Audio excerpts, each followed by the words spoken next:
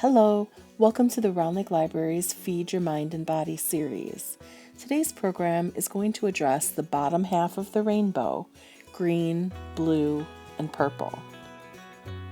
If you picked up a kit at the library, you may not receive the key ingredients we shoot in our video because we have to make the video in advance and don't know what we'll be able to get for you from the store. So you may get ingredients that aren't in the video, but we add recipes to the bag so that you'll have ideas on what to do with them. First up are the green foods. One of my favorite green foods is the much underrated zucchini.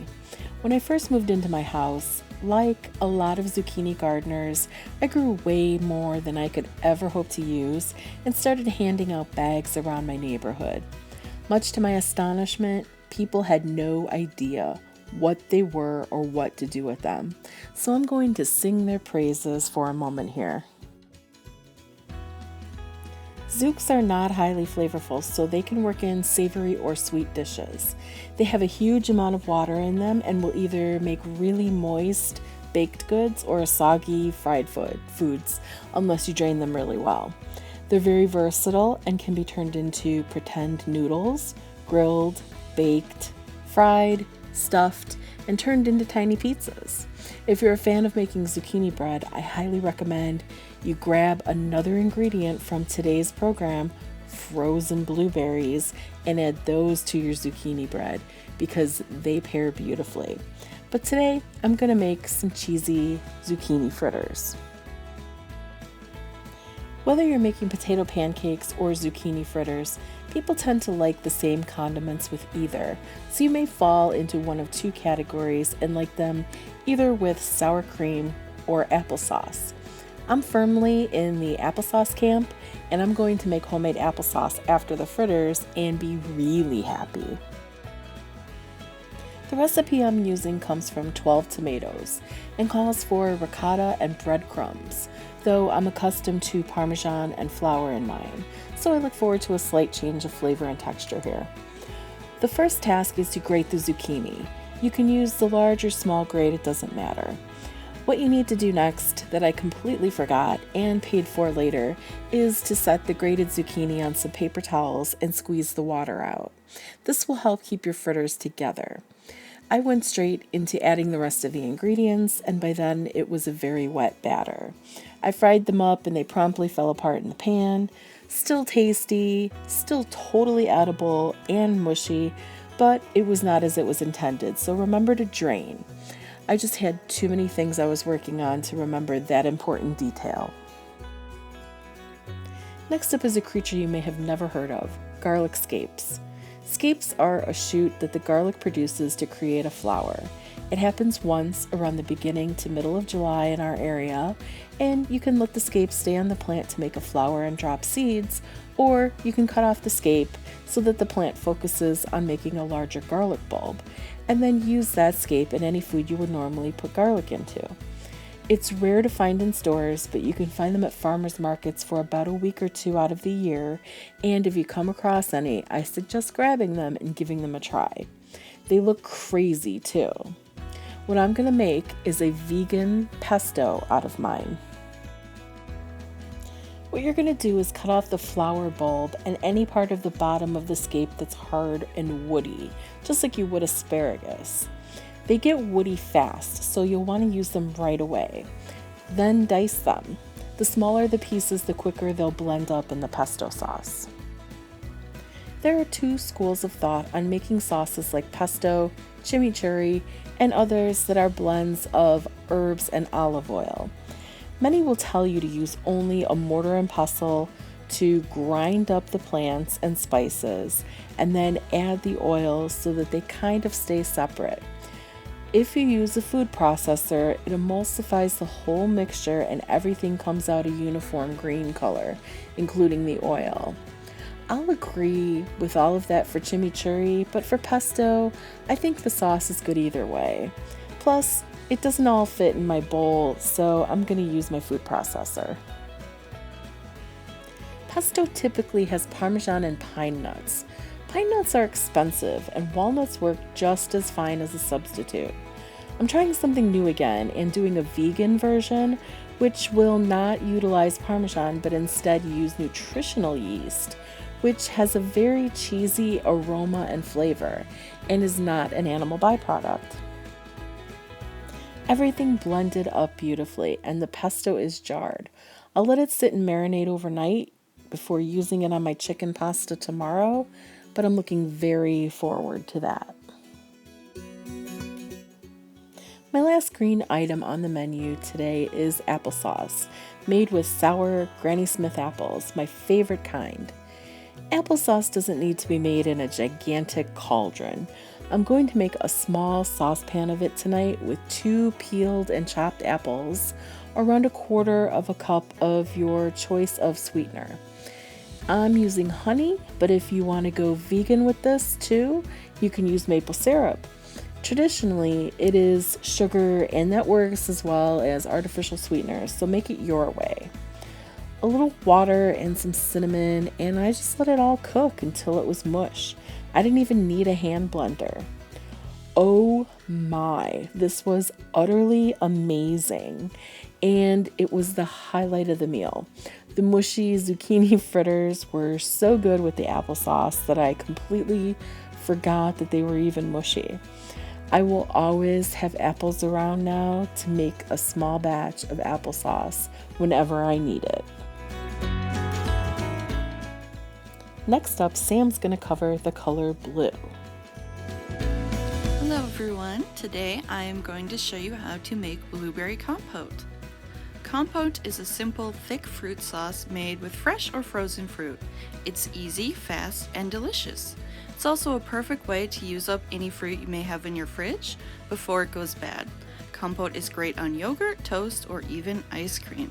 So for blueberry compote, we will need 2 cups of blueberries, fresh or frozen, 2 tablespoons sugar, 1 tablespoon lemon juice, and 1 tablespoon water. Rinse the blueberries in your sink under the faucet. You can use a colander to help drain the water faster. Remove any stems, leaves, or other detritus left behind. Then combine all the ingredients, the sugar, water, lemon juice, and blueberries into a pan. Stir and let boil, which will take no time at all. Continuously stir at this temp for around 5 minutes, then lower the heat to a simmer until the sauce thickens up, about 10 more minutes. As you cook the blueberries, they will release more water, but total cooking time should still be less than 15 minutes. You can see the changes in texture and volume, and how 2 cups of blueberries are quickly reduced.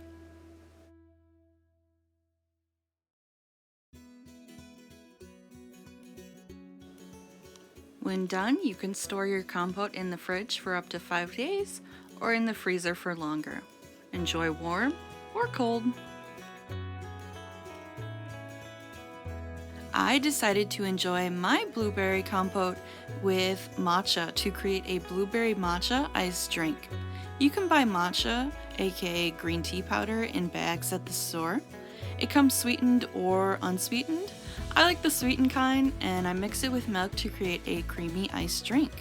So for this, I put in several spoonfuls of blueberry compote at the bottom of a glass. Add ice, milk, and green tea powder to taste. I usually do somewhere between 1 to 2 tablespoons of the powder. Mix and enjoy. Make sure your straw is big enough to get all that tasty blueberry compote at the bottom.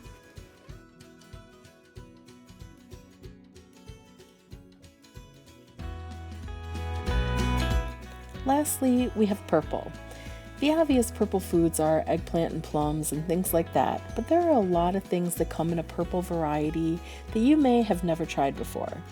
You know that there are purple onions, grapes, lettuce, cabbage, and beans, but you can also get purple asparagus, cauliflower, and potatoes. I got my hands on 2 of these, and I am going to roast them in the oven for a lovely purple vegetable side tonight. Purple cauliflower is exactly the same. You cook it in the same way, so I just broke it down and coated it in olive oil and my choice of seasonings. Purple potatoes were so tiny that I just cut them in half and then did exactly the same thing.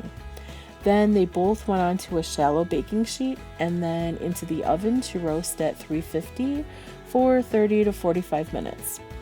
They both were delicious and gorgeous, and what a pretty conversation piece in a meal with just ordinary ingredients.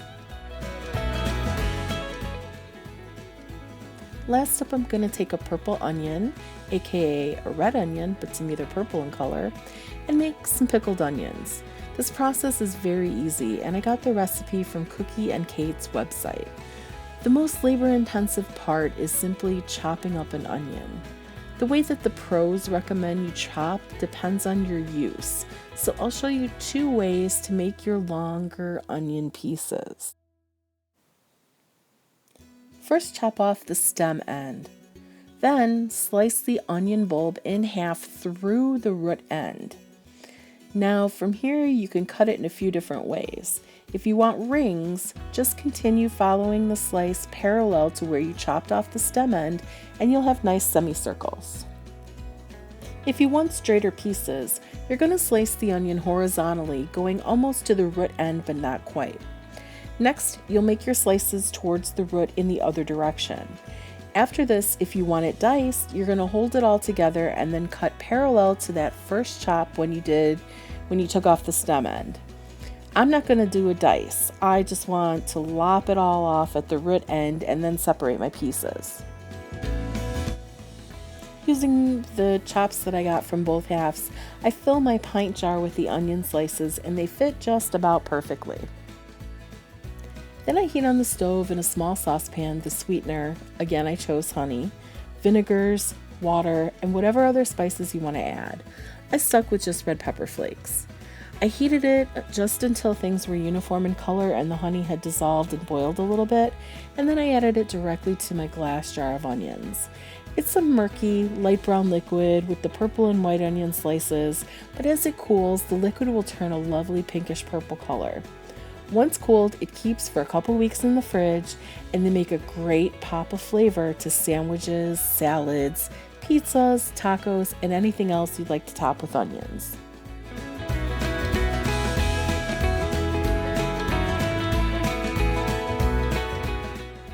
If you're playing along with our summer reading club this year, this week's secret code word is Raven, R-A-V-E-N.